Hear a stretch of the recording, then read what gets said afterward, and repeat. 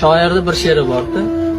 Takabburlarga aytadi. Kim bo'lsang ham bitta ojiz bandasan, o'zgani yer, o'zing osmon aylama.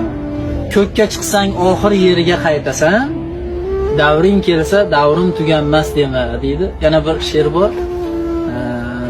Ishonma mol mulku taxtu baxtingga, quyoshdan ibrat olgin, turmayin oxir botar bordi deydi.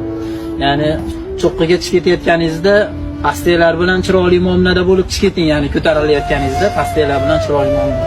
Sabab cho'qqidan tushayotganingizda ham yana shularga duch kelasizlar. Inson ko'tarilayotganda atrofidagilarga o'zicha kibr qilib qo'yadi, o'ylaydiki, abadiy o'sha maqomdaman deb o'ylaydi. Abadiy boyni bolasi bo'lib qolib ketaman deb o'ylaydi. Abadiy shu puldor bo'lib, abadiy mashina minib, abadiy pulchak o'tib ketaman deb o'ylaydi. Yashaganda badavlatlar yosh bo'lar deydi. Puldor odamlarda ko'pi yashaganda yosh bo'ladi. Yosh deydi, Xudo boylik bermasa ham, obro' bermasa ham, martaba bermasa ham xursand bo'laverish kerak. Katta bo'lganda davomiy bo'ladi. Chunki aqlingiz joyida bo'ladi, ongingiz ko'pni ko'rib qo'ygan bo'lasiz, hasadchilarni ko'rib qo'ygan bo'lasiz. Shuning uchun Alloh taolo mo'minni diliga amallarimiz orqali ozor berishlikdan saqlasin.